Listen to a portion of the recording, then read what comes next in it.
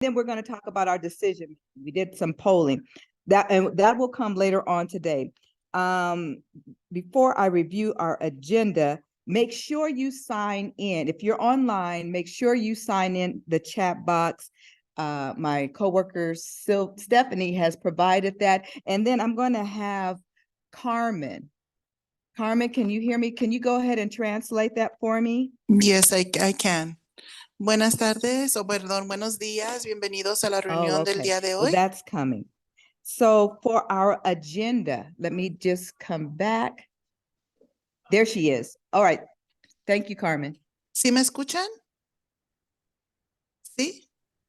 Ok, buenos días, bienvenidos a la reunión. Si gustan escuchar esto en español, abajito en su tablero van a mirar un símbolo de mundo y allí mismo pueden elegir el idioma de su preferencia, y esto solamente si están en una computadora o una laptop. Si están en su teléfono, una tableta, abajito en el tablero van a mirar 3 puntitos donde dice more o más, y allí van a poder elegir el idioma de su preferencia. Gracias. Okay. I just want to make sure that she said, okay, great. So today, this is what we are looking at doing, our desired results for this morning. We want to begin conversation on community change agenda. We also want to look at systems thinking, cause root analysis, and AV demographics. So at the end of this is our results, that we would know what those are, our AV demographics, that we would know the systems thinking cause, and that we would understand and begin the conversation for community change agenda. So our agenda for today, this is our outline for today. Welcome. We're going to do our icebreaker. We have an awesome icebreaker by our own Tracy LaMonica. We're going to review our meeting agreements. We're going to review the polling results for decision making, and then we're going to have our CCA review or overview of our CCA, our community, our community action. And then we're going to talk about conditions of change, and we have a real fun activity. It's called Raining Rocks. So we're going to do a little something that's different and off, but it's fun, but it gets the point across of what we are here to do. And it's called the Raining Rocks activity. Then we're going to have a special presentation for our Region 5 AV area demographics. We're going to find out what those are. And then we're going to close it up with some of our upcoming events and closing remarks. So I am now going to hand this off to Tracy LaMonica, who is going to do our icebreaker for us this morning. Tracy? Thank you so much, Darrell. So we're going to have a little fun today with our icebreaker. I'm going to ask my colleague Stephanie to change the slide.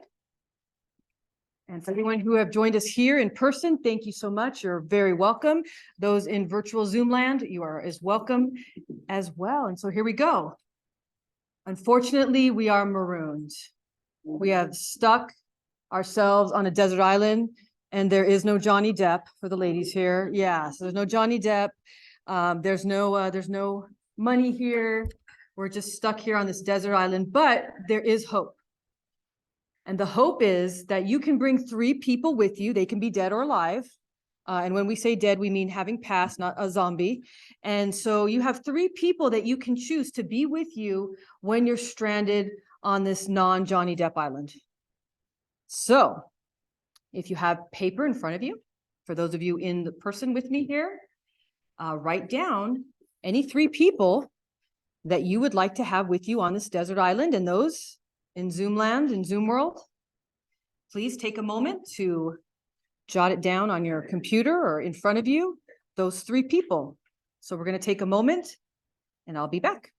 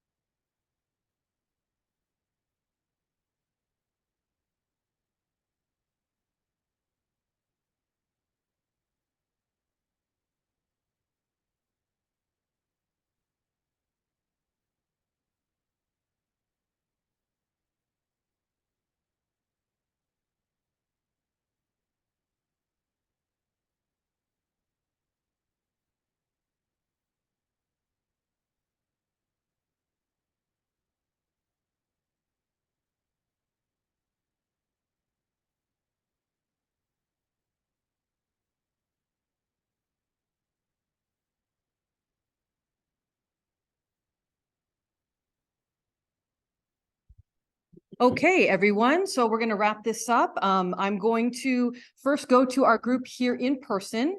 And so we're going to get some thoughts and ideas. And please remember that when you mention your three people, mention why, because we want to know why. And for those who are in our Zoom land world, we will be asking you if you want to put that in the chat. And my colleague Stephanie is going to be monitoring the chat for you. So I'm going to take it over to my colleague Jarrell. Jarrell, who we've got in the room? Well, first, I'm gonna start with.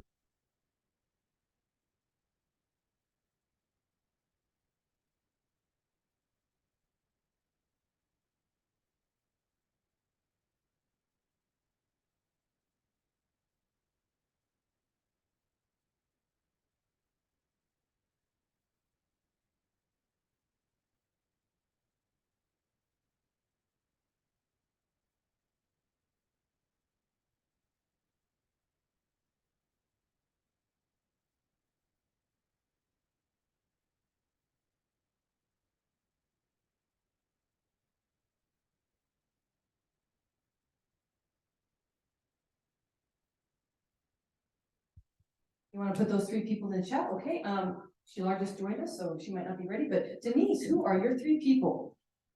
My husband Gary, my granddaughter Haley, and my pastor. Which one? Yes, that would be July. Because You said one, my husband, because, right, because he's my husband and he's my life partner. My granddaughter, because she's the joy of my life. And my pastor, because she can give me encouragement and inspiration. So that's a perfect team. We're all getting all the love over here. And she's a lot of fun. Thank you, Denise. Okay, Tess, what three people would you have on your island? I'm gonna bring my son, RJ, because he is hunter and he's got experience in lake, so I'll be safe. And then Philip, my other son, he is a soldier, so he knows, all those tricks and stuff. And my dad for spiritual guidance. I'm gonna turn it over again to Stephanie. Stephanie, do we have anybody? Oh, Zoom's being quiet today. Okay, Zoom, we're looking at you over here. I'm gonna go to this table and, oh, miss. Right, okay, we've got Brenda here with us. Brenda, who are your three people? I will be taking my son, my daughter, and my partner to keep me around. Excellent, thank you so much. So we're just gonna see if anybody else wants to say anything. Okay, that's me. So I said my dad to make me feel safe. I said my older brother to provide structure, and my mom to preserve my sanity. Wonderful. Okay, we've got some people online. Stephanie? Okay.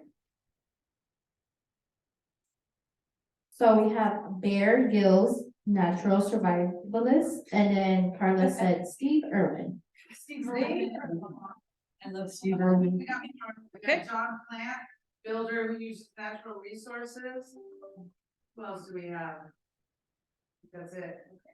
Do we have anyone over here, ma'am? In the black? Want to give us your three people? My three people would be my daughter Rowan, because she's just everything. And my sister, we've literally never spent a day apart, and she is pregnant right now. So I would take her and her baby and my daughter. I would have to leave my husband at home, unfortunately. These are the tough choices we've got to make on this desert island. Thank you so much, everyone. We appreciate you taking part. Hope that was enjoyable and got you thinking about your favorite three people that you're going to take with you. I'm going to turn it over to Darrell. Thank you so much.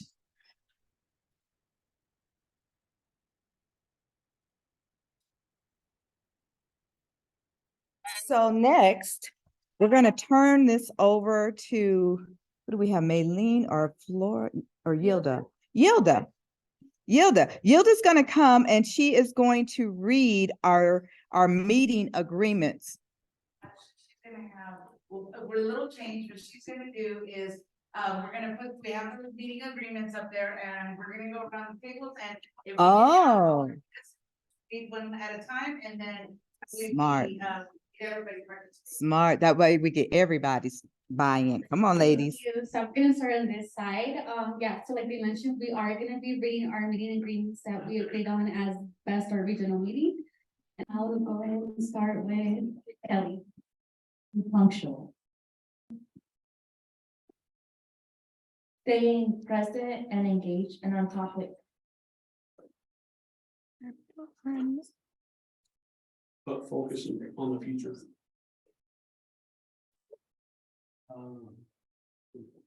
What is it? Yeah, be Authentic. authentic in yourself.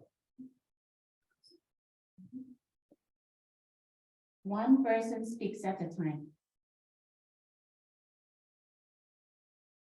Agree to disagree respectfully.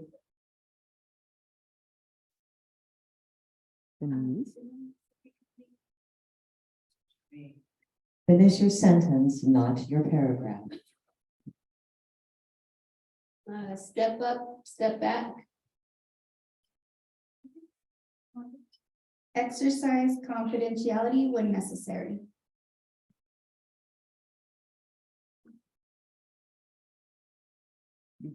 Be patient and open to the technology. And I just make my way down. Keep your video on if possible. Assume positive intentions. A rainy day will make flowers.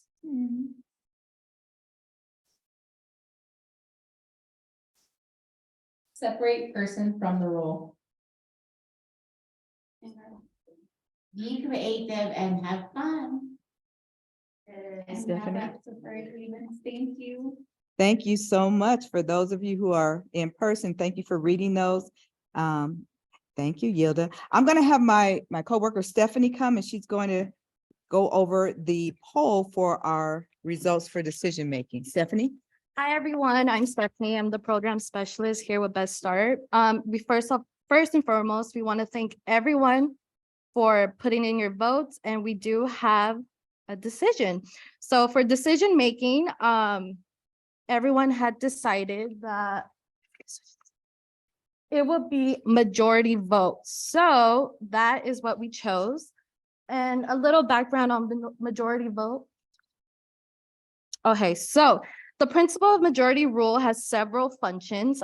For one, it establishes a clear mechanism for making decisions.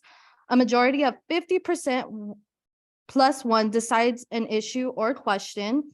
This ensures that when the decisions are made, more people are in favor than against.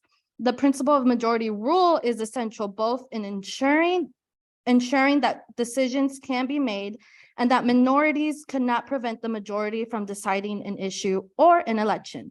So again, thank you everyone for putting in your votes, and majority, what was it? Majority vote wins. And then back to Darrell. Awesome. So we made that decision. That is so great. Next, we're going to have Sylvia Scott come, and she's going to talk about our community change agenda. And this is really important. So I'm glad you all are here to hear this portion. Sylvia? Thank you, Darrell. So I know that a few meetings ago, we talked about some of the things that we would be doing in the next couple of months and how we were going to be updating and really taking a look at our structure and our framework of our Best Start here in the Antelope Valley. And one of the things that we will be working on is our community change agenda. And before I go specifically into the Best Start community change agenda, I just want to give a few little understanding into why it's important that we need a community change agenda and how it helps our community. So one of the things that the community change agenda does is that it really helps us understand the community's perception, your perception on both the issue at hand and the potential solutions. It helps us together develop and ensure inclusive and integrated participation across all our communities, all the community sectors in the planning process. It also helps us build consensus on what can and should be done based on the community unique assets and needs. And then lastly, it also then gives us specific and concrete ways in which you as the community can take action. And why is community change agenda action important or planning? Proper planning in any initiative is critical for yielding the best results and outcomes. In a community change agenda, while a significant investment, it does take a significant investment of time and energy, it can be an effective tool that grounds all the collaborators with a common purpose. So developing a community change agenda is a critical first step towards ensuring project success. It is really, really overall important because it provides a reference point with a detailed timeline and assignment of accountability and accomplishing tasks, along with making a difference. Up here on the slide, you'll see the process, but before we get to the process, again, for the next couple of months, we're going to be visiting areas of concern within our community as expressed by you and others in the community. We will take a deep dive into each domain along with the data for each domain. Once we cover all the domains in the different meetings, you as the partnership will decide what our community change agenda or priorities should be for best start. And what we should consider as we're hearing some of these areas or some of these important information being shared is that our final community change agenda, we will want it to make sure that it strengthens public and community systems. We want to make sure that it expands influence, and we want to impact it with data. We want to advance and build on the community experience, and we definitely want to optimize our effectiveness in the Antelope Valley. So we have to remember that changing systems really is complex work. It requires a lot of collaboration between multiple partners across multiple sectors, working on a multitude of elements within different systems. And so here we have the process that we will be doing. One of the things that we've talked about is really preparing for it, and that's what the steps that we're taking. We will also continue doing the capacity building, which in turn is really making us aware of what are some of the huge domains that we could take a look at from deciding, because there is a lot of areas that the Antelope Valley has that we need work on or to take on as our priority. And then we talked at our last meeting about the 6 conditions of change and what it takes for us to really make some systemic change. So we'll continue keeping that model in mind. And then, like I said, we will be presenting all the different areas. We will reflect on the data that comes with each topic.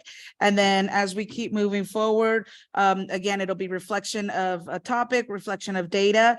And then we're looking at probably right around June, at the end of June, mid-June to end of June is when we will have presented all the different domains. And at that point, as a partnership, you will decide on what our priority will be. And we can have 1 or 2 community change agendas. Usually more than that gets really to be too much work in terms of, of everything that goes into it. But we will, like I said, we will definitely for right around June, we will be looking at whether we want to have 1 priority or 2 within the Antelope Valley. And that decision will be made by all of you in the community. Next slide.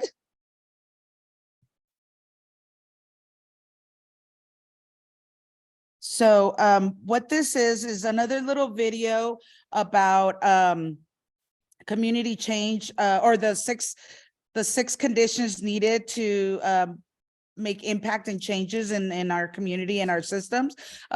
Steph, will you go ahead and play this is just, again, a reminder of what we reviewed last meeting.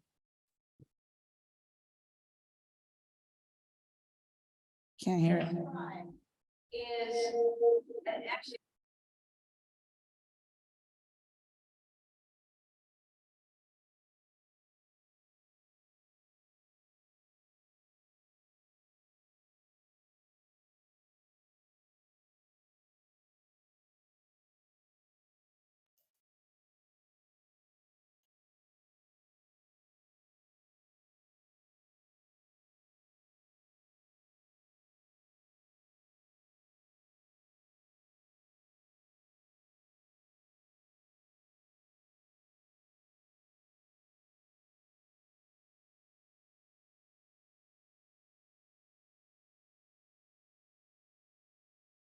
tool we use in systems thinking. What it's trying to describe is actually a few things. Up here, we have the tip of the iceberg.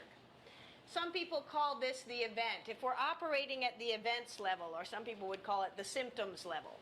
If we're operating based on what we see right in front of us, then we're operating at the tip of the iceberg level, and we are only in a position to react after the fact to what we can see. You go a little bit further under the surface here to the trends and patterns that created that situation, you're going to be better able to respond. Go even deeper to the structures and the designs and the behaviors that are causing the trends and patterns that ultimately result in the events is a design challenge. And then down here you have the thinking that drove those designs, that created those patterns that ultimately ended up in an event. And that's where the transformation is. It's in the thinking. Now, a mental model is a term we use as systems thinkers. If you are an innovator, you would use the term paradigm. If you are a cognitive linguist, you'd use the term frame. If you're a brain scientist, you would use the term mental map. It's literally the map of existing neural pathways in your brain. It's the sum total of everything you've thought about and all the connections you've made up until this moment.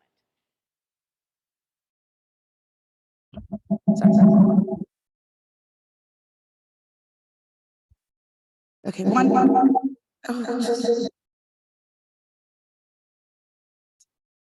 Okay, so wanted to show that video just for us to continue. As when we showed that that whole presentation last meeting, we talked really about how do we start changing our own way of thinking, right? Like that, it's where it starts. If we want to start making some changes within our community, we also have to do the changes in the way we think about it. And it's really, you know, and as we move along, there's other parts that go along to the systems thinking. But one thing that I want you to think about, and this will relate to one of the activities that we're going to do in a few minutes, but in medicine, it's easy to understand between treating the symptoms and curing the condition, right? A broken wrist, for example, really hurts, but painkillers will only take away the symptoms. You'll need a different treatment to really help the bones heal, right? But what do you do when you have a problem at work? Do you jump straight in and treat the symptoms, or do you stop and consider where there's actually a deeper problem that needs your attention? If you only fix the symptoms, what you see on the surface, the problem will almost likely return and need fixing over and over and over. However, if you look deeper to figure out what's causing the problem, you can fix the underlying systems and the processes so that it goes away for good. One of the things that is a technique that is used is root cause analysis. And root cause analysis is a popular and often used technique that helps people answer the question of why the problem occurred in the first place.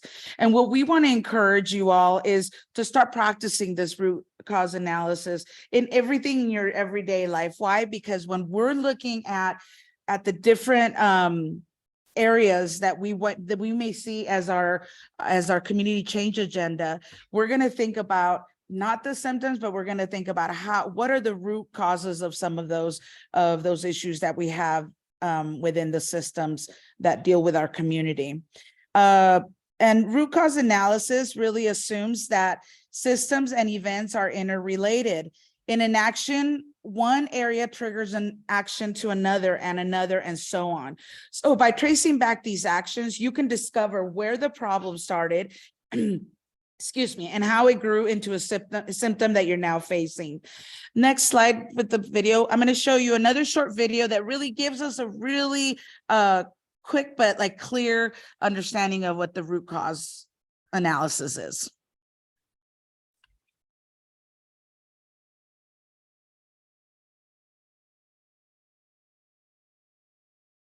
A problem is a thing that is difficult to deal with or to understand. A matter or situation regarded as unwelcome or harmful and needing to be dealt with and overcome.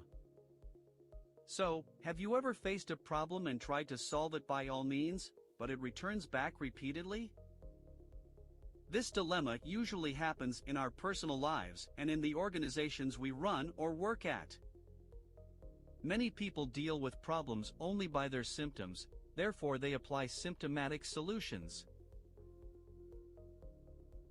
Solving problems needs more than that. It needs to dig deep into it to find the root cause, in other words, root cause analysis. Applying root cause analysis for solving problems leads to a better decision-making and finding a fundamental solution. So, what is root cause analysis? Root cause analysis is a sequence of procedures organizations apply for a better understanding of the problem and its causes. In addition to find alternatives and test them in order to select the optimum one and execute it. To solve the problem fundamentally. In this video, I will outline root cause analysis in 5 main steps. In each step you need to ask the right question and get sufficient information to solve your problem effectively. Step 1. Define the problem. What is happening? What are the symptoms? Step 2. Collect data. What evidence do we have for the problem? For how long does the problem exist? How does the problem affect the system? Step 3. Identify possible causal factors. Where is the gap and how big it is? What circumstances led to the problem? Step 4. Identify the root causes. What is the real reason that led to the problem? Step 5. Recommend and implement solutions.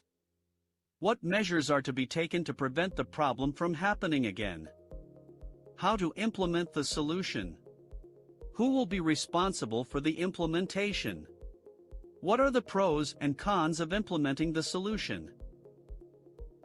After that, testing the solution through feedback is essential that might lead to either continuing or returning to any of the previous steps for more details. Thanks for watching. If you like to learn more about root cause analysis, I know I love to hear my voice, but not that bad. Any responses, or how did everybody feel with that video? Any kind of comments on it?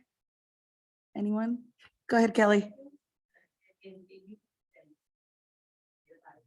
Parenting, finances, community, anything, because everything has a cause and effect. So that was good. It was easily explained.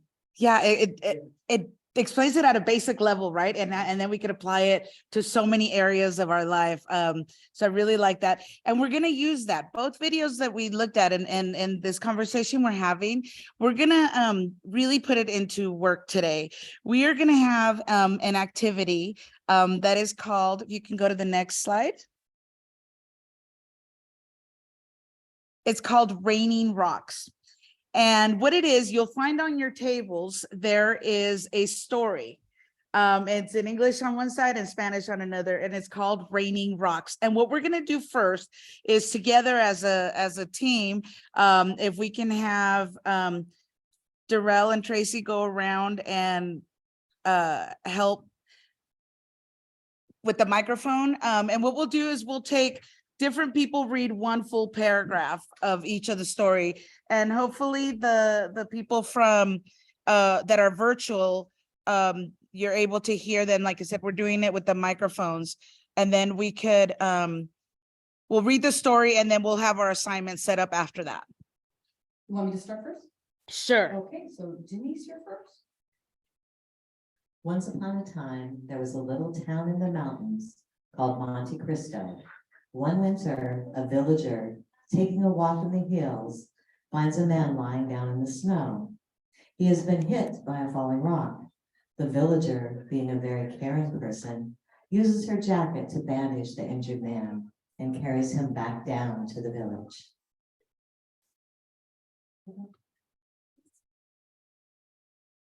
The next day, 2 more people are hit by falling rocks and they are rescued by other villagers. The next day, 4 people are hurt, then 8, then 20. Life becomes dangerous for all villagers because rocks keep falling down. A couple of villagers sneak up the mountain and discover that the rocks are being thrown by a millionaire, Juan Riquezas, and his friends who hope to build a luxurious hotel and golf course in Monte Cristo. They are throwing the rocks hoping to get rid of the villagers so they can take over the land. The Red Cross shows up in town. They set up a huge rescue operation. They set up a clinic to heal the injured, send dogs to find injured people who are lost outside, a shelter for those whose homes are destroyed, and social workers to help deal with the traumatic events of the falling rocks. Finally, the Red Cross makes a giant net to place over Monte Cristo to stop the rocks. One day, the net breaks and rocks fall on the village, injuring hundreds and destroying homes, schools, and stores. The Red Cross is working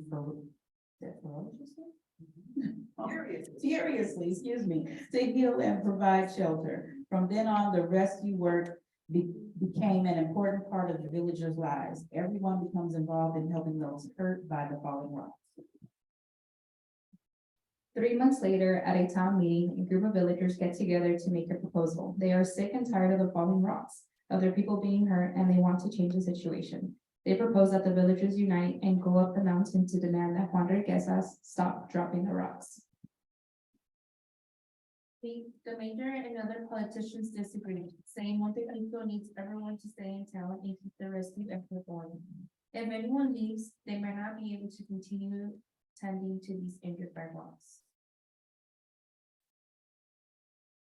The town is split into two groups, those who want to stay and keep up the rescue effort going, and those who want to march up the mountain and comfort for Juan Riquezas, John Riches. Thank you so much. So what our activity is going to be for today is we're gonna divide ourselves into two groups. So that means, ladies from this table, if you can like go into either one of the groups. One of the groups on this side is gonna be the group that of the villagers that want to go up to the mountain. Okay, the villagers over here with Yilda, you guys are going to be the villagers who want to keep the rescue effort.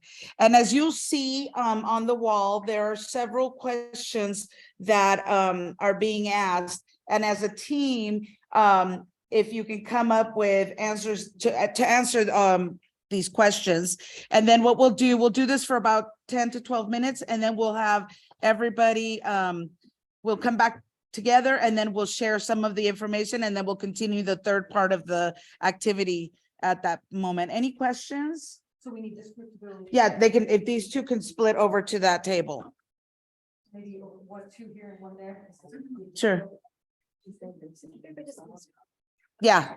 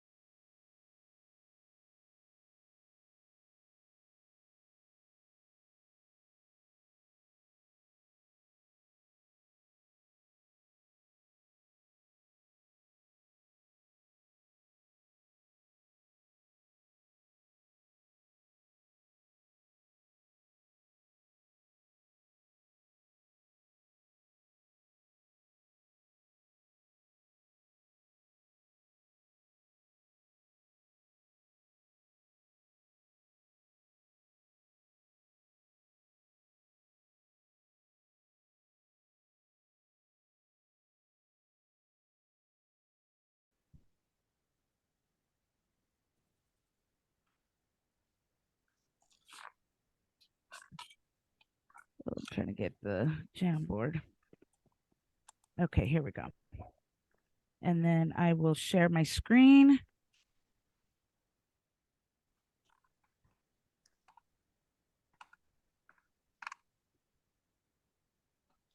Okay. And then that way I can write some of the notes, and then let me go back. Can you guys see that screen now? Yes. Okay. Okay, so we are the group that wants to go up the mountain, and there's several questions. So the first question is, what do you guys think would be the strategy in dealing with the falling rock problem? And what I can do is, as you shoot them out, I can write stickies on what you're thinking. You don't have your headphone? Then go in there. You can do that in there then. Or Is there a way to cross-reference the actual paragraph where it has the information on the falling rocks? I'm sorry, what was your question? Can you cross-reference, like, can you go back to the paragraph where it explains about the falling rocks? Like where it The shows story. the Okay, story? so I don't have that, the main person that has that on there, but really, so our problem to consider is, as the rocks continue falling and more people continue being hurt, our group is saying we need to go up to the top of the mountain and basically confront the people that are trying to build these resorts and build the hotels. The other group is saying, if we were to leave and do that, we may lose all the rescue efforts and all the support that we have. So as the group that is really pushing for us to move up the mountain, we'd have to think about what kind of strategy would we want to use to confront or to really address the issue with the people at the top of the mountain.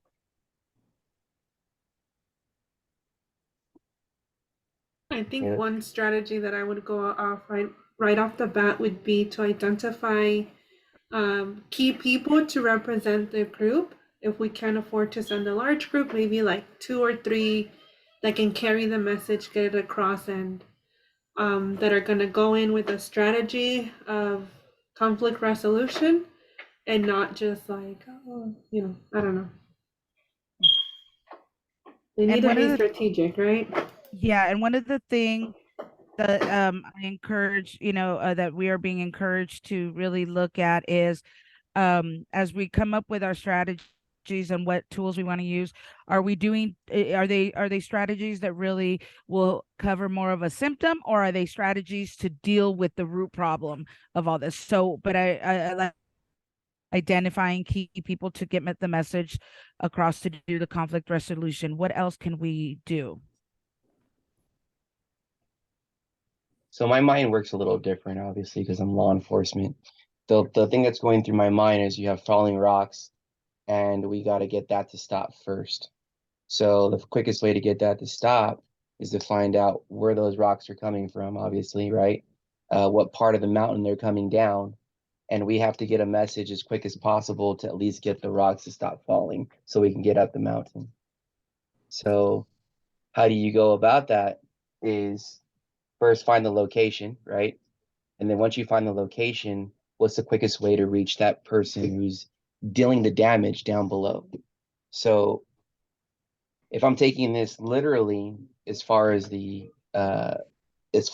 scenario is said, is we got to get maybe some type of balloon or something that has a note on it to tell them to stop throwing the rocks, or you're doing damage down below.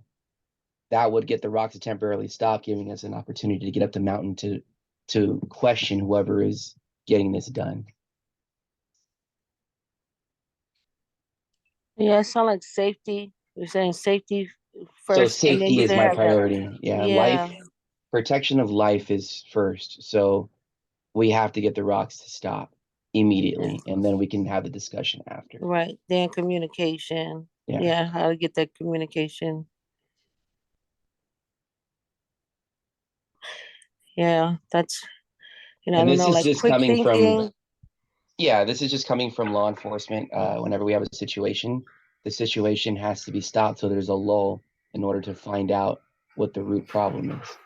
So Maybe I misunderstood the story, but so do we know, like they figured out, right, where the disaster is coming from, and there is already disaster Yeah, they relief know, yeah, efforts. they know that it's this group of rich a rich group that is trying to get the villagers out so that they can then come and take over their village and start building the resort.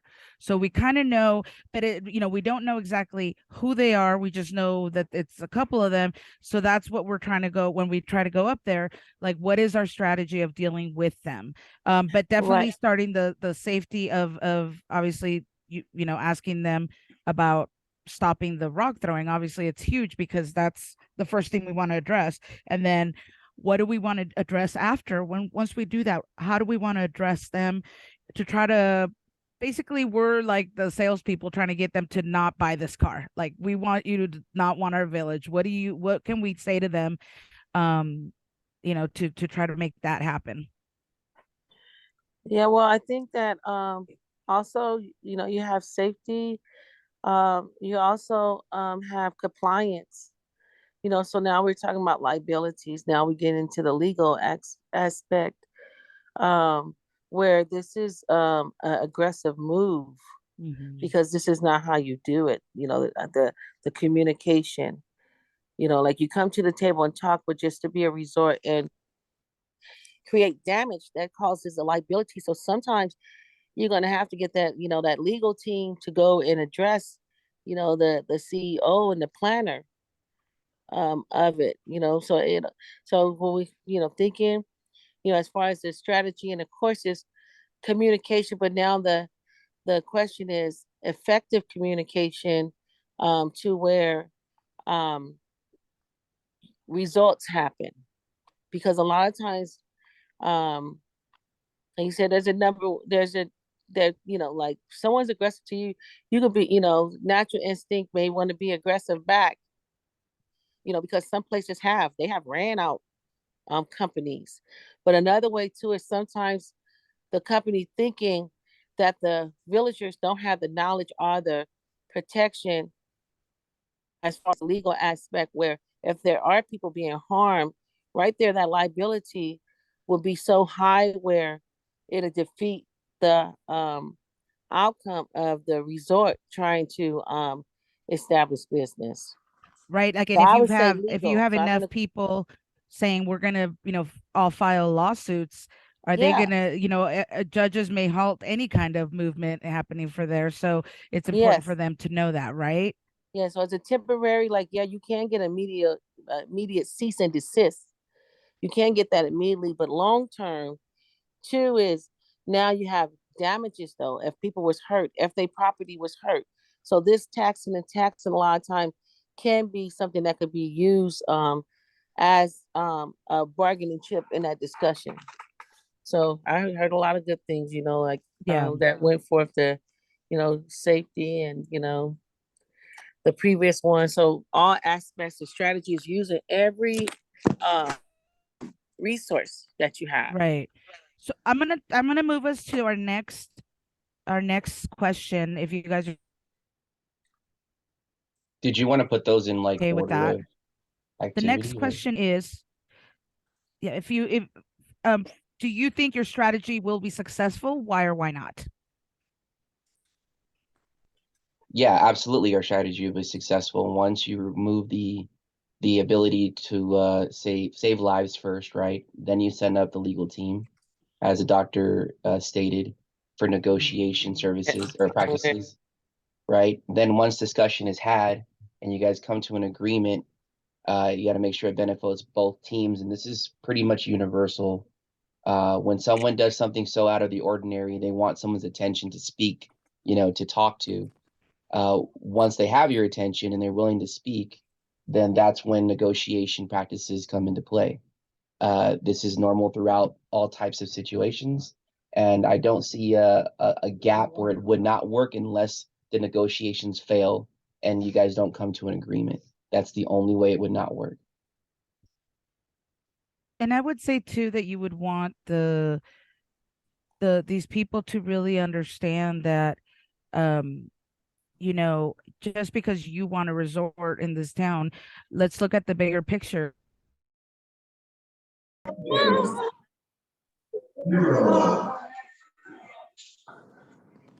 All right, everybody got the keyboard, right?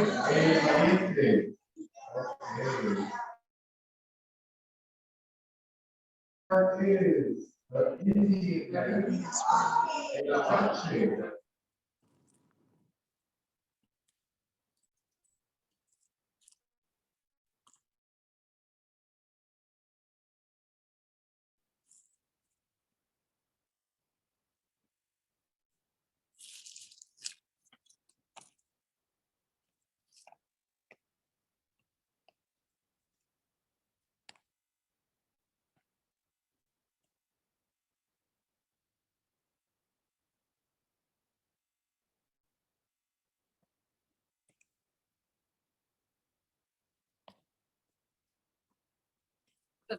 Okay, so we're gonna go ahead and bring everybody back together.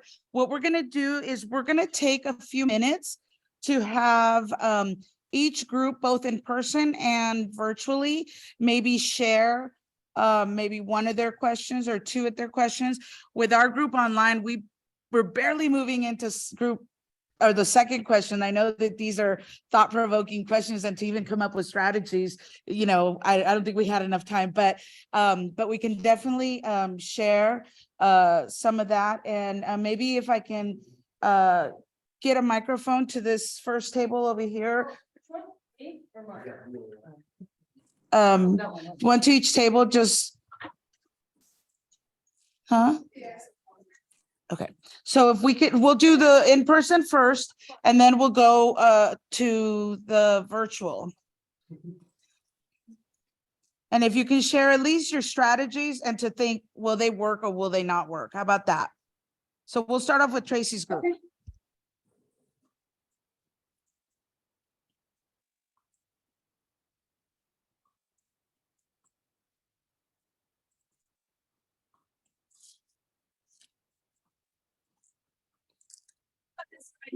Dealt with, Sylvia, okay, dealt with, you hear what I'm saying? There's a little violence happening over there. I'm not saying that, you know, but, so yeah, so we thought that one of our strategies in dealing with the problem was confronting him, so not necessarily violence, but he's not being the nicest of guys, so we do need to kind of, we're gonna take him down. Okay, I say. we're gonna confront him, we're gonna confront And him. do you feel that your strategy will be successful? Well, what we thought was when we went through our different, because we had, you know, we had send someone as a peacemaker, we had compromise, have a conversation. We thought that the confronting or the aggressiveness was a last resort. So we did think that that was a last resort, but that it wouldn't be the way that we wanted to handle, but it would probably get the job done, because one of the people at the table said, well, we might even have to call law enforcement in and stuff like that. So I don't know if any of my table wants to talk about what we were thinking of. Well, he's throwing rocks and hurting people, so my first initial thing was we need to put him in jail. I mean, I wouldn't, for me, I wouldn't want to have a conversation with somebody that's already hurt so many people and has put a town through. I would immediately go up there and arrest them violently. Yeah. Right. Yeah, myself here. That would be, well, the law enforcement way. So, That was my first thought, yes. Okay. but then also, I want to say is that we need to get to the root of the problem. Why is he doing this? What is bringing on these actions that he's doing this? So let's compromise with him. Let's see how can we meet him at this point. But at the same time, he's already hurt so many people, so why would we compromise with somebody that's already thrown rocks and hurt so many people first?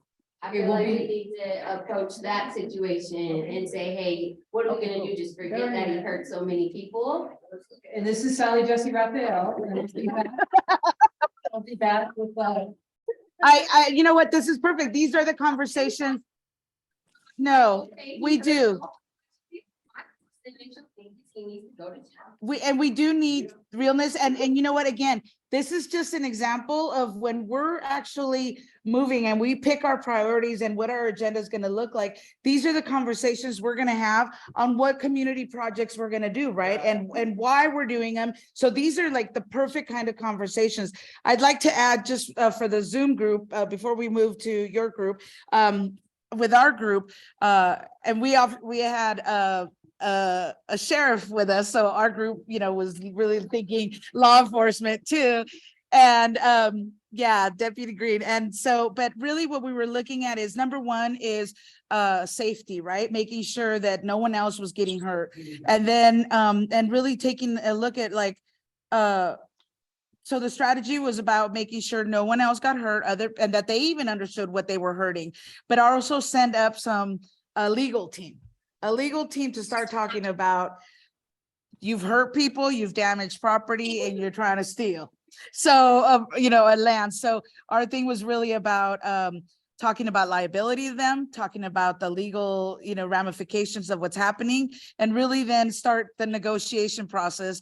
But while they're also having this, is really understanding, like, what are you going to do when you take over? If you try taking over this village, the real systemic effects that it's going to have on this village is a lot bigger than probably your one golf course or something like that. So we really want to take a look at that. And that's as far as we got with that. And then now we'll go to Kelly's group. We'll go to group 2, which was, you guys are the ones that wanted to stay.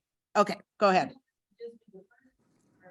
Yeah, you could do the first question and then talk a little bit about like whether you think it's successful or not. Okay, our strategy, we looked at it a little different. We decided that we were gonna collect the rocks at the bottom of the hill, and then we were gonna break them up and use them for another purpose. So we're gonna use them as a resource. And then we're gonna put up a fence at the bottom to collect the fallen rocks, and then isolating the area where the rocks are. You wanna go from there? Or- Go ahead. Okay, it says, do you think your strategy was successful? We believe it was successful because we were able to use the rocks for some, from other things. Maybe the rocks that are going over the barrier, we would be able to isolate them, move the villagers to another place, and then maybe be able to work with him to build the luxury golf course. So we're taking what he threw out as nothing, creating it for something for us, and then we're gonna find another source of income because we're gonna work together with him. He might be the oppressor, but we're gonna gain some value and some equity. I like that. Well, and see, this is the perfect example, right? It's like taking that same situation and how are we going to look at it? And then this is how we call negotiation within our partnership, right? Like this is how we get to the best solution by having these conversations. Thank you. Awesome. Does the other team, if the other team on Zoom would like to participate, can we get a microphone over here? Oh, no, you don't need it. Bridget, can you talk a little bit about your group? Yes, Maritza wanted to share. Hi, so for our group, am I really loud? Sorry. I was saying that it would be a good idea to know what John's goals are, and if he even understands that what he's doing is actually hurting people. So it'd be a good idea to understand what his goals are. We want to attack him, and I think we're thinking with our emotions, but maybe it would be good to understand what he's actually trying to do, and maybe him and the community can actually work together where he can actually hire people to remove the rocks and place them out of harm's way.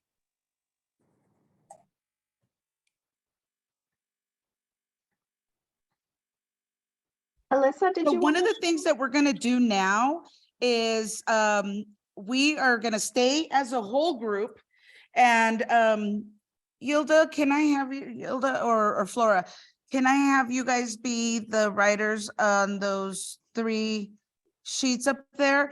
And Bridget, if I can have you do it on the Jamboard for your group virtually. What we're going to do now is we're going to switch places. We are no longer going to be the villagers.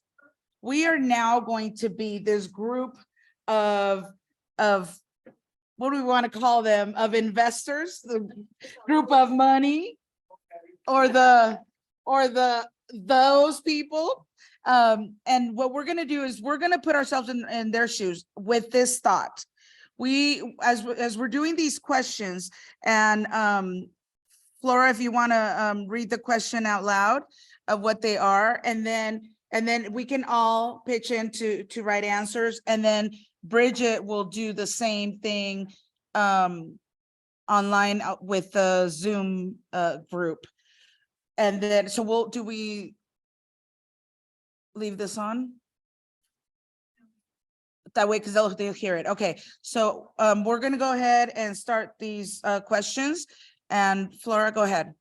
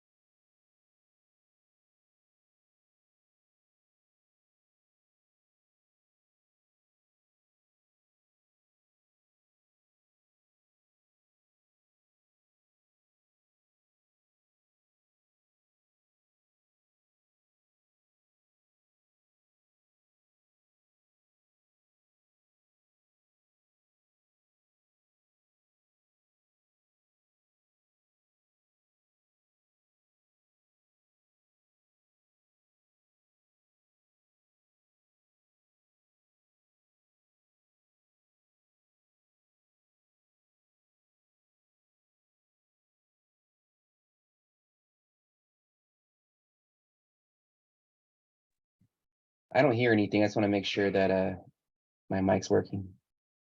Mic check. Yes, I can hear you. I can too. I haven't used Jamboard before, so I'm figuring it out. Oh, okay. It was very quiet. I was like, are they? Yeah, that's why I was like, okay, this one is different. Use the Jamboard, but I'm like, I'm learning. What you're saying? They just want to put stuff on the Jamboard. Yeah, so just based on the two questions that we were responding to before, which two groups do you think you could work with more closely to achieve your goal?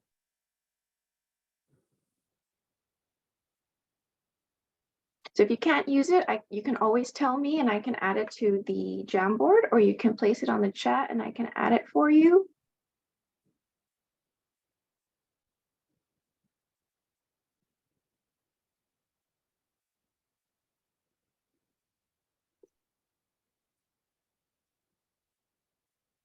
So it's pretty much, trying to figure out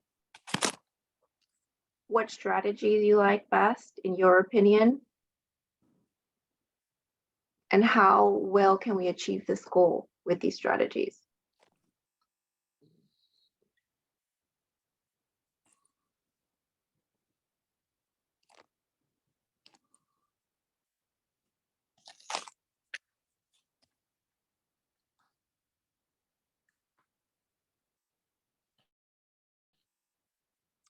Well, I'm gonna say I'm not gonna use Jamboard because I don't really use that and take a lot of time.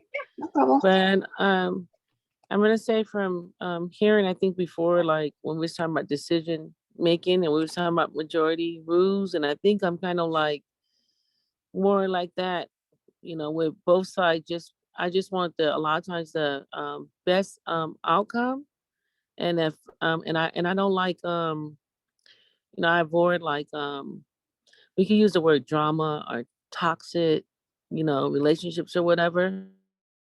Okay. So I'm really, like they say, some people are peacemakers.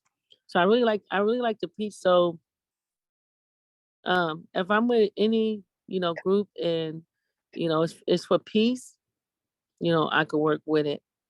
And then if the other party that we're trying to work with is not peaceful, I could easily, walk, as far as remove that negative experience that's not going to go nowhere. And so that's why I do like the law enforcement with the legal part, because that's what it's for when you can't work things out and you need that mediator.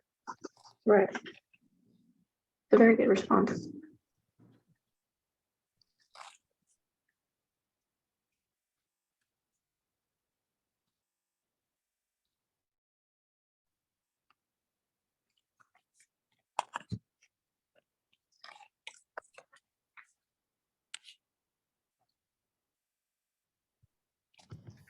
I can share out loud.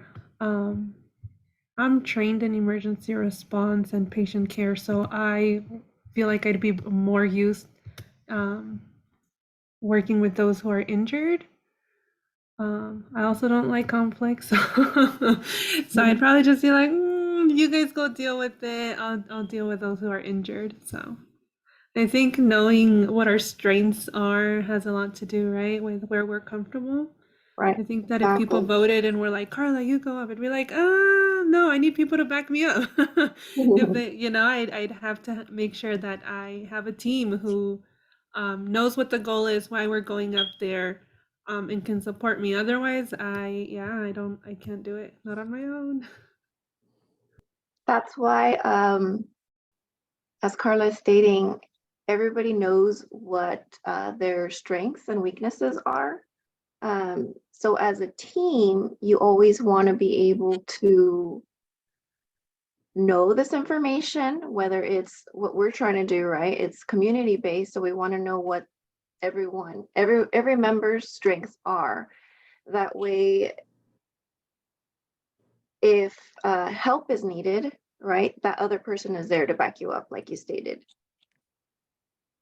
I think I could work with either group, but just need to know logistics and end goals. Yes, I would prefer to work with the community members, but could work with either. Good. groups. Once we understand goals of each group, we could work toward the goals together. Good decision making, both. But if we want a resolution, it would be best to communicate with John and show him how his actions have negatively affected the village. So in this response, both, if we want resolution, it would probably be best to communicate with John and show him how his actions have negatively affected the village.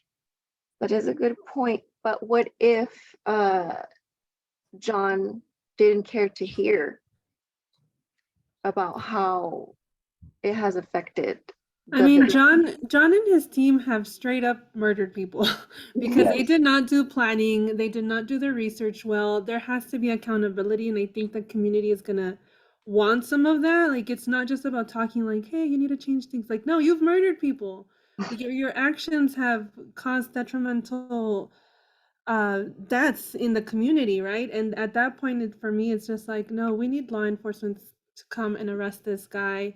And I'm just gonna leave it at that because it's just, I agree 100%. I just want to throw a wrench in the system, okay? This is going to be going towards everything is generic that I speak of.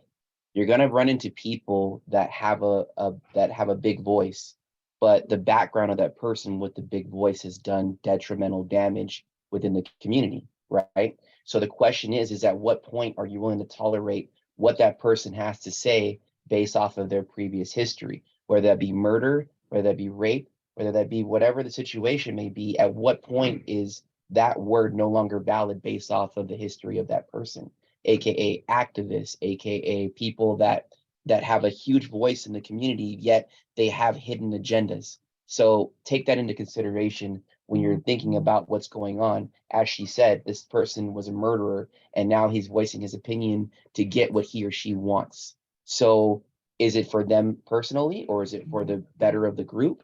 Is it to make money? Things of that nature is what you got to take into consideration. Right. Those are great points. And that's a lot of the times we don't think of it that way, right?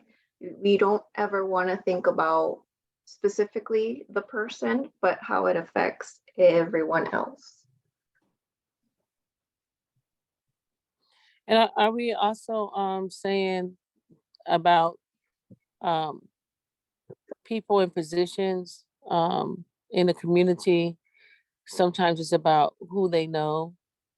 And the second thing is, a lot of times they only do what they believe that they can get away with. Right. Is that similar, Deputy Green, what you were saying about they can have a past, but they still are moving forward in the community? I'm just asking a question. There's some people that have a past, but now have changed and want to do better for the community and not themselves. And then there's others Okay. that are in it for themselves only, but they hide that agenda by having such a large voice that they redirect what their true intentions are. Okay. Because I'm my thing too is thinking of the person that's acting in a aggressive way. As far as there's some alter ego that they actually believe that they have a council person member, that they have their own. Okay, I'm sorry. Yes, somebody. come in and interrupt. We've got to, this conversation can actually, we can probably take this conversation for hours, but we've got to move along with another presentation that we have. And what I do encourage you all is to continue these questions as you see things within your community, to really continue thinking about these questions and how we can address different issues as we present different areas for our community to consider as community change agendas. Definitely think about that. Think about looking at the bigger picture. Think about how it'll affect our community, and just continue with that systems thinking. We showed this picture a couple of meetings ago, and about how we can't just stay focused or tunnel vision on one thing. We've got to think as the bigger picture. And next slide, please. And And now we have Alejandra Portillo, who will be talking a little bit about some of the demographics in Region 5. And this is just to start setting us up. As I said earlier, when we continue looking at the different categories of subjects that are affecting our community, Alejandra will also have data to back that up so that it's just more information for us to consider as we go along. And now I'd like to hand it off to our friend Alejandra. Good morning, everyone. Thank you, Sylvia and the Children's Bureau team for making space for me today. I am Alejandra Portillo with Laura Valles and Associates, and I'm a consultant that's supporting the Best Start facilitation team in terms of data and learning. And what we want to do today is present to you some demographic data about the Best Start Antelope Valley region. And this is because, as you all probably have been hearing, as you've been attending these meetings, that we are going to start bringing in some community level data that will strengthen your understanding and experiences in a larger perspective of the Antelope Valley.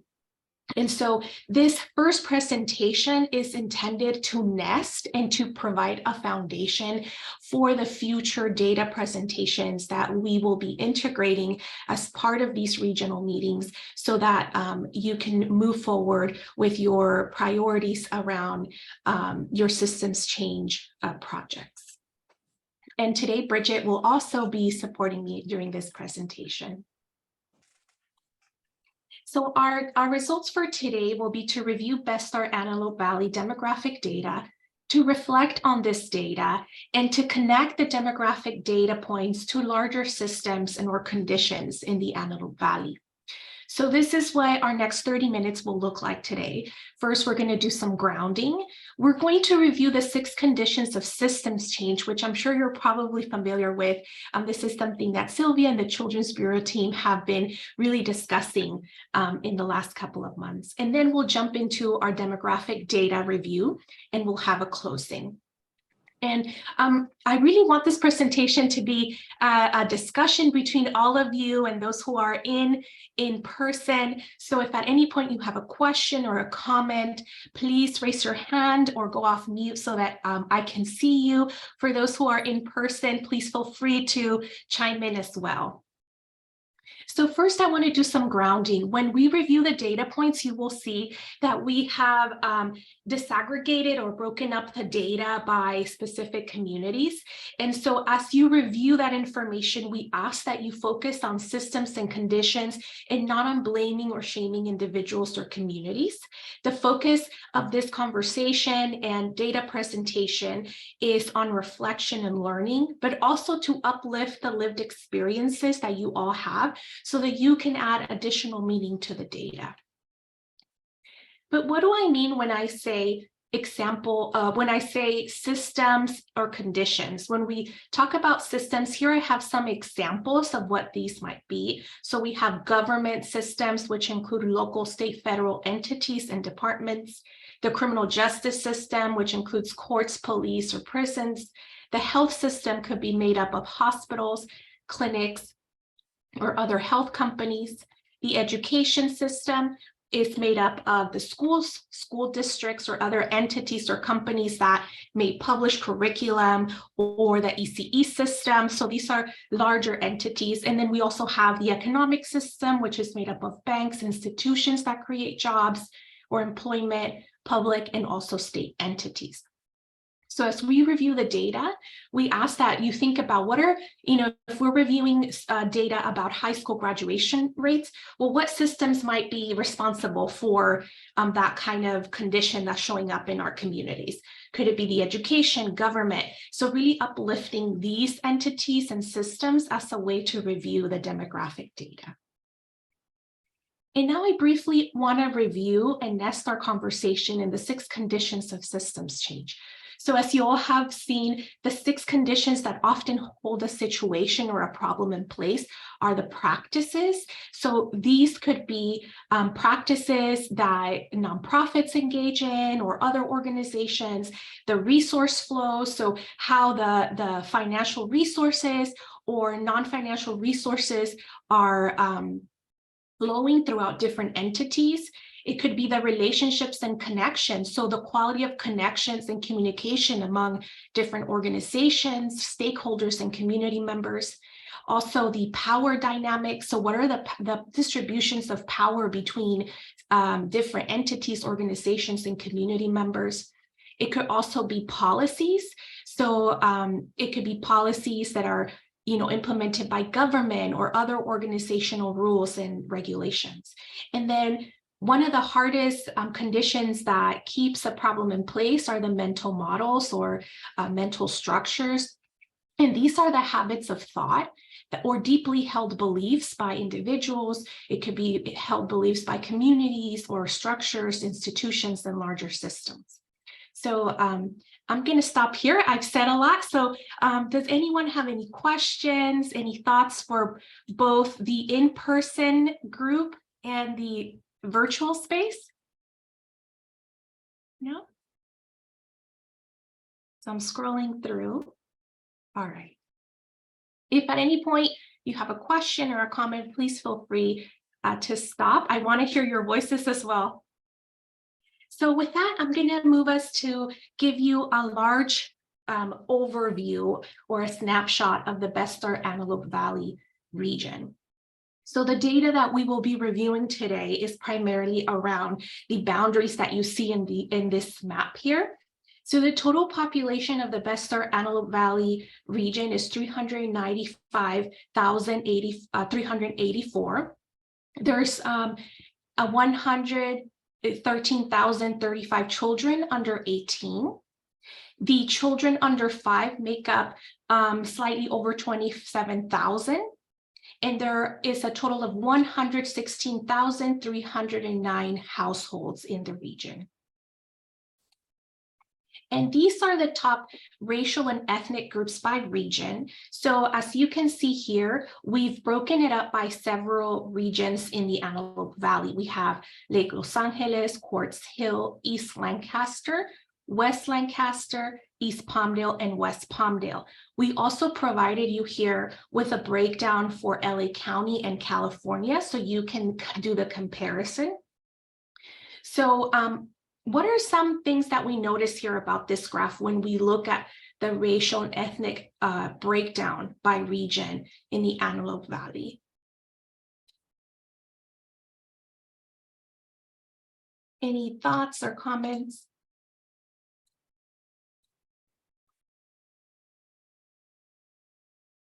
So here we see the first bar down here shows us the breakdown of the Black African American population by region. We can see that East Lancaster is close, roughly a quarter of the population identifies as Black or African American. The next data point here shows us the Asian Pacific Islander population, followed by the white. And we can see Quartz Hill, slightly over half of the population identifies as white. And then the gray bars here show us the distribution of the Hispanic Latino population. And I see a couple of comments in the chat. Thank you, Tracy, for chiming in. Any comments or thoughts around the data for racial ethnic groups by region?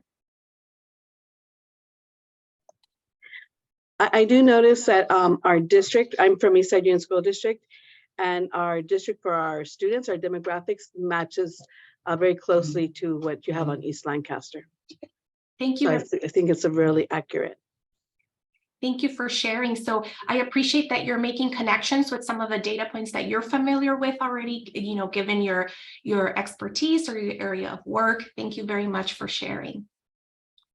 And now I want to move us on to the percentage of population born outside of the US, again, by region. So in East Palmdale, about roughly a quarter of the population was born outside of the United States. In West Palmdale, 21%, West Lancaster, 13%, Quartz Hill, 13%, East Lancaster, 10%, and Lake Los Angeles, 9%. And then we also have the percent of residents who are not US citizens. So these are individuals who are not able to vote. Sylvia has her hand up. Actually, so we have a question. Well, give it to. We have a question. Alejandra. Well, it was more of a observation when we're looking at the demographics. Yes. And I know I've lived in the South Valley for well over 20 years. And looking at the demographics, it is apparent where most of the money goes. When you look at our school systems, when you look at the recreational facilities, when you look at the things in the community that they offer for the children, they offer for young adults. If you look in the Forest Hill area, if you look in West Lancaster, you're gonna find a whole lot of that. You go out to Los Angeles, and there's family members out there. And when it comes to, because I deal with food, when it comes to food deserts, there's a lot of echoes. I'm sorry to interrupt you, but there's African American, you have a lot more food deserts, you have a lot more issues with children being able to function in school, as opposed to those areas that are predominantly white. Thank you so And much that's something that I have an experience of living here all these years. Thank you so much for uplifting that and making larger connections to larger systems. Can you hear me? Can you hear me? I don't think she can hear you, Alejandra. But we can hear you, Alejandra. We can hear you. I don't know if she can though. Yes, we can. Oh, okay. Okay, thank you. Thank you all for being patient. So yes, thank you so much for sharing. I appreciate that you are already bringing in some systems around the economy or the funding that goes into some of these certain regions, and also bringing in the aspect around education and the students in terms of these regions. So we definitely will bring up some of those data points later on. Thank you so much for sharing that. I'm going to move us along now to the U.S. citizenship status, and this is the percent of individuals who are not U.S. citizens. So these are individuals that may be permanent legal residents, perhaps individuals that may not have a legal status, but these are individuals who are not able to vote. So in East Palmdale, we have 49% of individuals who are not U.S. citizens, followed by Lake Los Angeles. In East Lancaster, there's 45%, followed by West Lancaster, West Palmdale, and Quartz Hill has the least percent of individuals who are not U.S. citizens. In terms of language, this is the percent of individuals who speak a language other than English, and these are individuals who are over 5 years old. Again, in East Palmdale, we have 54% of the population, followed by Lake Los Angeles, West Palmdale, East Lancaster, West Lancaster, and Quartz Hill, having the least percent of individuals who speak a language other than English. In terms of the language breakdown for populations that are 5 years and older, we see the predominant languages are, you see the breakdown, there's the breakdown by English only, Spanish, other Indo-European languages, and Asian and API languages. So you can see here that in East Palmdale, it's almost an equal split between those who speak English only and Spanish. And here at the bottom, and then in Lake Los Angeles, you see that 61% of the population speaks only English at home, and 36% speak Spanish. So the dominant languages are English and Spanish in the region. Excuse me, could you go back one slide before that one? I just missed it. Yes, that one. Okay, appreciate it. You can keep going. And I just want to open it up for a quick reflection in case any one of you want to share one more thought. I know we opened it up before. So what did you notice and what stood out to you? And in addition to the systems that were already mentioned, are there any other systems that could be responsible for these trends?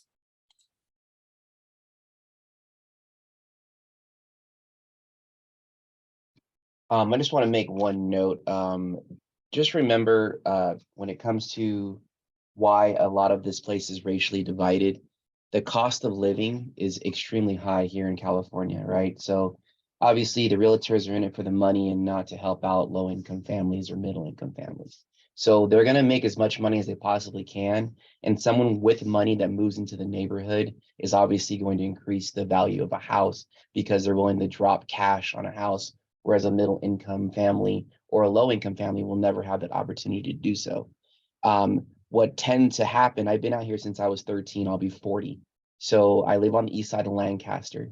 For me, my purchase of my home was within my budget, whereas it was $200,000 more just to live in Quartz Hill.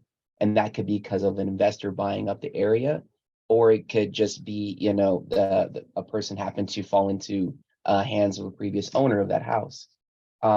Take into consideration that when everybody moved out here from the valley, nobody really had money and it was cheaper to live out here.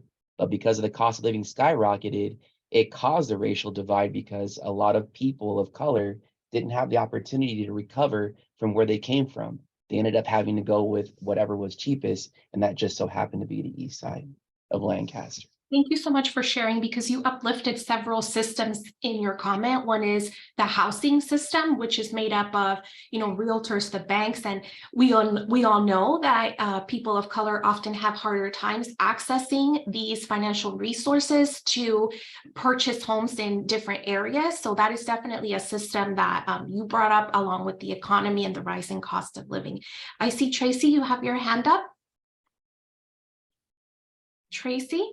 That's just one thing as like a mixed person that I just don't like, when it's like the Black people didn't have an opportunity as everybody else, because I feel like, yes, it is divided because of financial reasons, but we as Black people can't say that we didn't have the same opportunity as everybody else coming from LA to the Antelope Valley. So I just wanted to say, like, the fact that there's more Black people on the east side is all about money. And as Black people, we don't need to feel sorry for ourselves and say, hey, we didn't have enough money. We need to figure out the solution of what we can do to get on the west side. And I also live on the east side. I'm starting a daycare on the east side. There's nothing wrong with the east side at all. It's just, I don't like when it's, okay, the Black people are over there because of this, and that.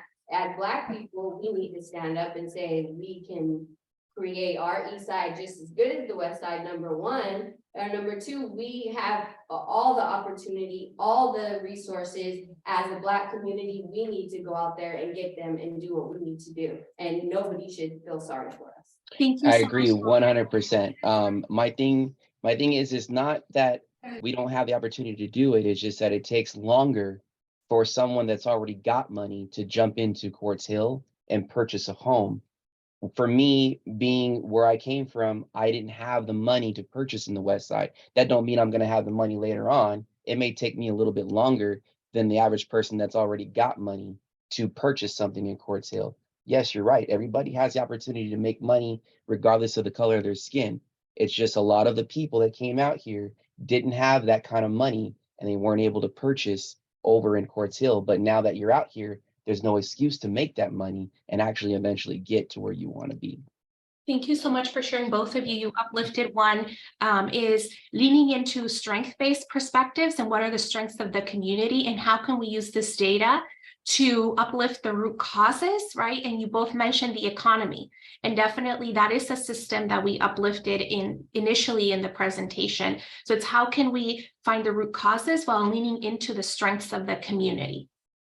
I'm going to go ahead and move us along to the next section, which is the gender breakdown by region. You can see that across these areas, there's nearly an equal split between the female and male distribution. This is the age and life expectancy across the region. So the median age you can see here for Lake Los Angeles is 33.5 years, Quartz Hill 42.0, East Lancaster 30.8, East Palmdale 31.3, West Lancaster 35.7, and West Palmdale 35.4. The life expectancy for Lancaster is 75.9 years, and for Palmdale it is 78.5 years. The life expectancy for Los Angeles County is 82.1 years. Residents in Lancaster are living 6.2 years less than community members in Los Angeles County. The 25 to 44 years old range represents the largest age group across the Best Start Antelope Valley region. And with this, I'm going to pass it over to Bridget. Good morning, everyone. So we're going to continue on with educational attainment. So if you take a look at the left side of the slide, we're looking at the percent of population 25 years or older with less than a high school degree. So if you can see, East Palmdale has a 28%, Lake Los Angeles has 26%, and East Lancaster has 21%. And if you see the line going down, LA County has 20%. So East Lancaster, Lake LA, and East Palmdale have a higher percentage than LA County. The West Palmdale, West Lancaster, and Quartz Hill are well below that. If we look at the right side, we have the percent of population 25 years or older with a bachelor's degree or higher. So LA County, if you see the line going across, has a 34%. So they are way above Antelope Valley as a whole. And just a reminder, all of this data is the most recent data taken from the US Census. Next slide, please, Alejandra. And I see there's a lot of activity in the chat. So know that we are reading it and moving along with the slide deck as well. So keep the comments coming. Now, for high school graduation, 2001 through 2022, Latinx students, 66%, and Black students, 66%. And the Antelope Valley had the lowest graduation rates. More than 1 in 6 Antelope Valley students, 17.5%, were chronically absent in the 2018 and 19 school year. Black students were most likely to be chronically absent in Antelope Valley schools, with 27.5% of eligible Black Antelope Valley students absent for 10% or more of the days they were expected to attend.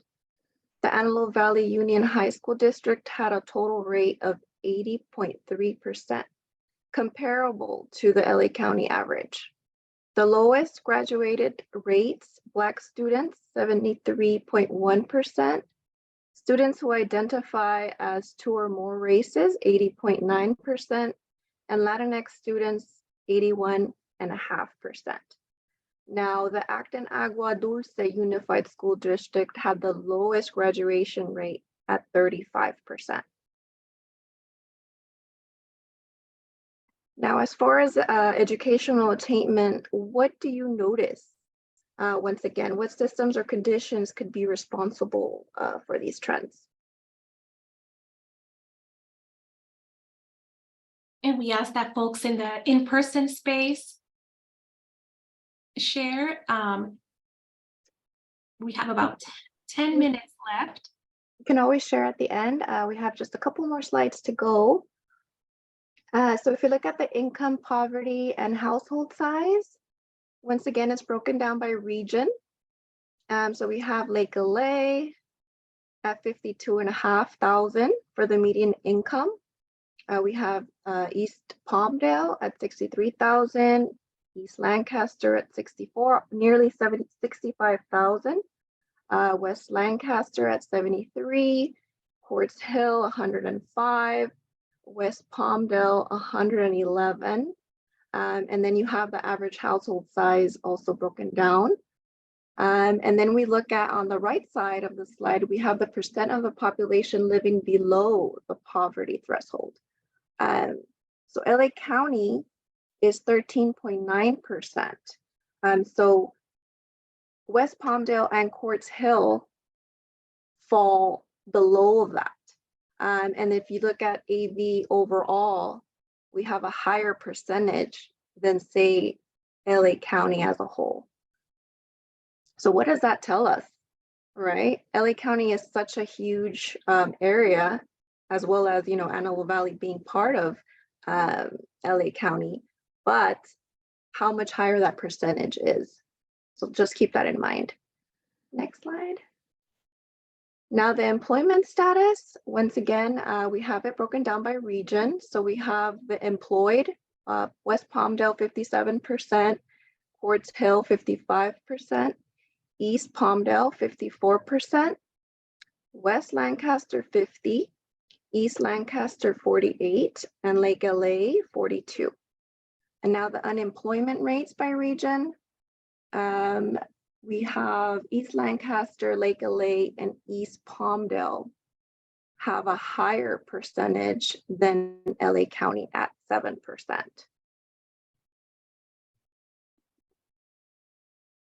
Now with the following slides, what were some other trends that you noticed? What gets you, what's the first thing that comes to mind for you?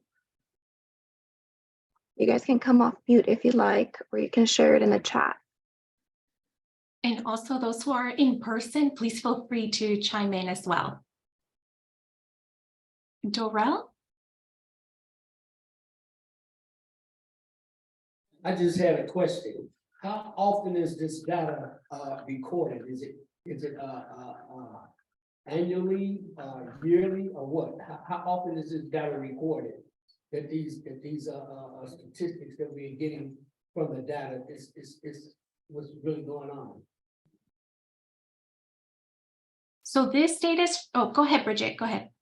Did you mean like the one we just captured? It's a 5-year from the census. So it's from 2017 to 2021.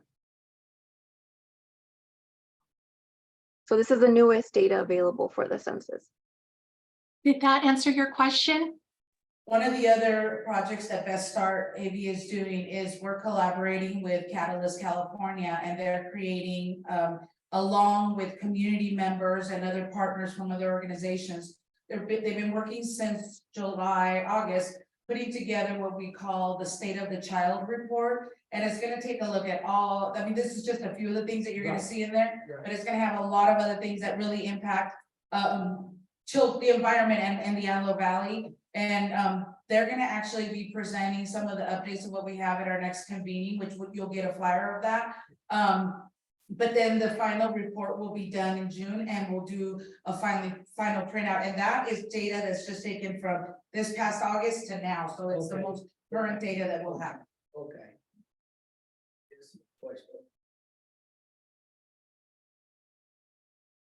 Any other thoughts, comments before we close out this presentation? And again, this overview is the intent is so it can nest and build the foundation for the future data points that you all will be reviewing and using to guide the direction of the work that you will be taking. So this won't be the last or the time that you see and get to dissect data. There'll be more opportunities in the upcoming months. And with that, if there are no more comments, I'll pass it over to the main room or the main facilitator. Data and thinking about, I live on the west side. It's almost as if we live in two different worlds compared to the families that live on the east side and the families that live on the west side, having access to all the different educational programs, after school programs, resources, housing, everything is, I'm looking at these statistics and I'm like, I've been out in 22 years and it's like we live in two different worlds because some of the things I did not know were going on. So it's almost as if in these meetings, we need to talk to more families in the different areas to find out what the needs that they have so that we can bridge the gap, because we're trying to develop the same communities and same kids. We have some of the same ideas, but it is about economic and finances. I may be able to do a little bit more than some of the other families, but it doesn't mean they don't deserve the same thing. Right. We start deciding what our priority will be. That is gonna have to be a big part of it, is when we decide what that priority will be, is also taking into consideration where in the Antelope Valley is the highest need, and you start from there and move it out to where, it's already plenty of resources. So that's part of how we'll put all that together. And And that has to guide our work, is where it's really needed. Where it's really needed. Parenting, I say, Yes. the parents, yeah, that's there.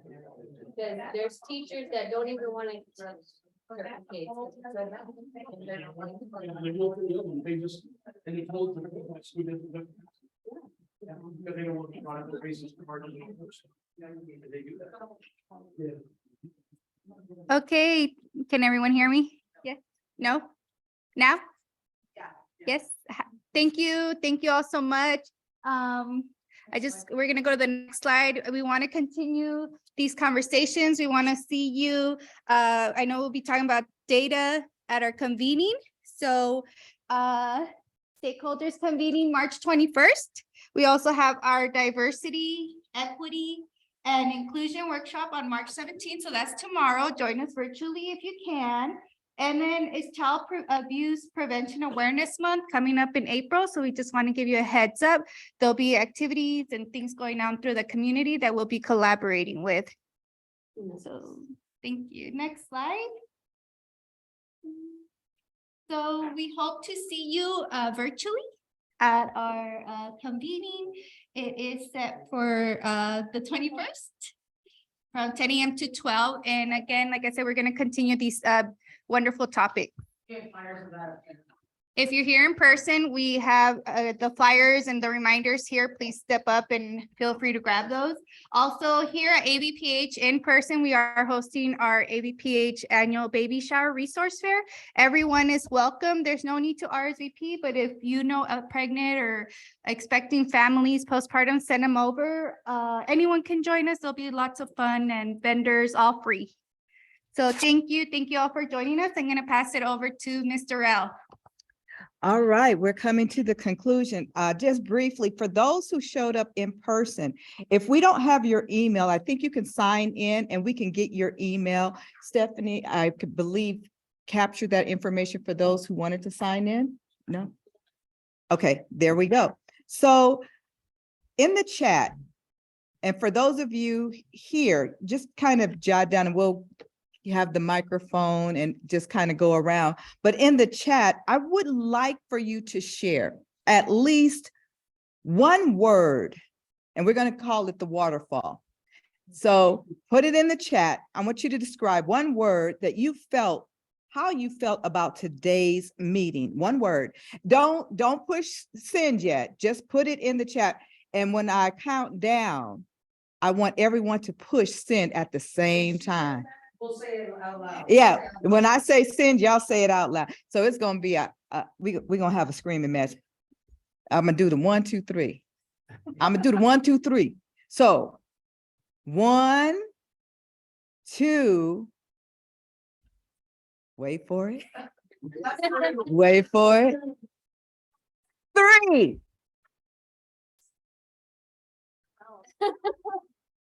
All right. Well, that didn't sound overwhelming, but okay. Okay, before we close out everything, we have a special guest that's going to come and share some information with us. She drove all the way up the 14 to the Antelope. Pilar, come on up. She's got some great information to share with us. Come on, Pilar. I was told there's great snacks, so you tell me. I'm here. Hi, everyone. Good morning. My name is Pilar Diaz, or Triachinda. I'm in the process of the name change. I'm program officer with First 5 LA Communities team. I work with Sylvia on Best Start Antelope Valley. I am also in the Antelope Valley African American and infant and maternal mortality community action team. And I'm in the fund development work. Important to say all of that. All of that. So thanks for letting me crash the party. Really excited to be here. And really, I've been working at First 5 for over a year and a half. And I just feel all the love and energy from this community. So I love crashing meetings. But I'm here to just share that, let me ask this. So how many of you here have a nonprofit? Work with a nonprofit? Okay, so City of Hope, they have a grant opportunity. I think the deadline is April 1st. Don't quote me on that. Look it up online. I'll put it in the chat after this is done. But one of the I started thinking like one of the priorities in this area is resource mobilization, getting resources and more dollars into this community. So as part of the Antelope Valley African American Infant and Maternal Mortality Fund Development Work Group, I will be doing a grant writing workshop next Thursday. I'll send the information to Dorel and Sylvia. Yeah, Okay. and really, no, I'm not with City of Hope, but I've been a fund development person before. I've written a grant for the exact same opportunity. And so I'll be doing, basically what I'll be doing is I'll walk you through the process, because I know that grant writing can sometimes be scary. And there are a lot of words that funders ask, and it's like, what does this mean? So this session is really to kind of walk you through some of the questions. And then, hopefully you'll have it ready and you can like type your answers as we go through it. So I'll be presenting and walking through the process, but I don't know how many of you know Tavia Willie Isle, but her nonprofit was funded this year. So she'll be there to share her experience too. So I hope that you can attend, check it out, because I think there are a lot of really great nonprofits who would probably qualify. And it's like, for me, like, I want to take the scary out of like sitting into the computer and looking at words that might not make sense, but it's really simple things, and hopefully getting dollars into this community. So I'll send Sylvia and Dorel the link, and then they can send it to you. And what Pilar doesn't know yet either is that in a few months, she's gonna partner with us and do another one. Awesome. That is so awesome. Awesome. So listen, before you go in the link, we have our survey. Please take our survey. We need your feedback. It's important. We need to know how we're doing. We want your voice. It's important that we hear from you. So with that being said, take our survey, and thank you for joining us. I'm glad you took time out this morning. You could have been anyplace else, but you chose to be with Best Start. And those that are here in person, take the snacks home with you. All right. You are dismissed.